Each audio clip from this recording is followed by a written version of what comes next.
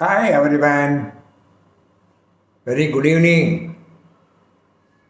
Today the topic is prepositions of time.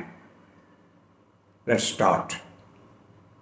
We have already seen something about this topic. Previously we have taken at. Today we are going to deal with in. இந்த in என்ற prepositionை எப்பொழுதெல்லாம் நாம் பயன்படுத்தலாம் as preposition. So ஒரு 3 சந்தர்ப்பங்களிலே பயன்படுத்தலாம். Seasons, months and years. இந்த summer, ஆட்டம், window அப்படின்லாம் சொல்கிறோம் இல்லைங்களா, அந்த மாதிரி சீசனில் பயன்படுத்தலாம். So let's see some examples. I was born in summer. I was born in summer. அதே மாதிரி மந்த்ஸுக்கு I was born in October. I was born in October. இயர்ஸுக்கும் எப்படி பயன்படுத்தலாம்? I was born in the year 1941.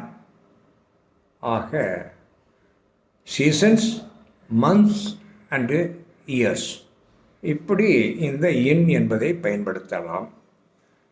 ஒன்று ஞாபகம் வைத்துக் கொள்ளுங்கள், அட்டு போட்டால் என்ன, ஆண் போட்டால் என்ன என்று சொல்லி போட்டு விடாதீர்கள், அது தவறு. இது போன்ற விஷயங்களை மிக கவனமாக இருக்க வேண்டும். இங்கே இன் தான் போட வேண்டும். I hope you understand. Please follow me.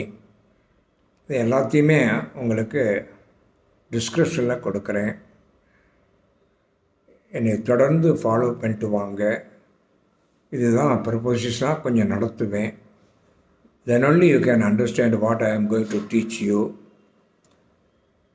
Subscribe பண்ணுங்கள், பெல் பட்டனை கிளிக் பண்ணுங்கள், அதே மாதிரி அந்த ஆலை டச் பண்ணுங்கள். அப்போ தான் நோட்டிஃபிகேஷன் வரும்.